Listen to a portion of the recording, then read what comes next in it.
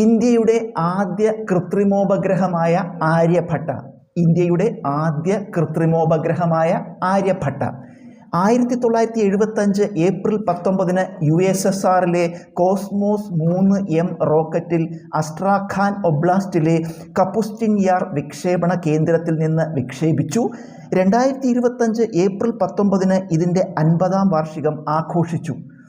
1975 April 19 USSRലെ cosmos 3M റോക്കറ്റിൽ അസ്ട്രാഖാൻ ഒബ്ലാസ്റ്റിലെ കപുസ്റ്റിൻ യാർ വിക്ഷേപണ കേന്ദ്രത്തിൽ നിന്ന് വിക്ഷേപിച്ചു. 2025 ഏപ്രിൽ 19 ഇതിൻ്റെ 50ാം വാർഷികം ആഘോഷിച്ചു. പ്രൊജക്ട് ഡയറക്ടർ ആയ പ്രൊഫസർ UR റാവുവിൻ്റെ നേതൃത്വത്തിൽ ആര്യഭട്ട രൂപകൽപ്പന ചെയ്തതും നിർമ്മിച്ചതും ഇന്ത്യയിലാണ്. പ്രൊജക്ട് ഡയറക്ടറായ പ്രൊഫസർ UR റാവുവിൻ്റെ നേതൃത്വത്തിൽ ആര്യഭട്ട രൂപകൽപ്പന ചെയ്തതും നിർമ്മിച്ചതും ഇന്ത്യയിലാണ്. AD 5ാം നൂറ്റാണ്ടിൽ ജീവിച്ചിരുന്ന ഗണിതശാസ്ത്രജ്ഞനായ ആര്യഭടൻ്റെ ബഹുമാനാർത്ഥമാണ് ഈ പേര് നൽകിയത്. AD 5ാം നൂറ്റാണ്ടിൽ ജീവിച്ചിരുന്ന ഗണിതശാസ്ത്രജ്ഞനായ ആര്യഭടൻ്റെ ബഹുമാനാർത്ഥമാണ് ഈ പേര് നൽകിയത്.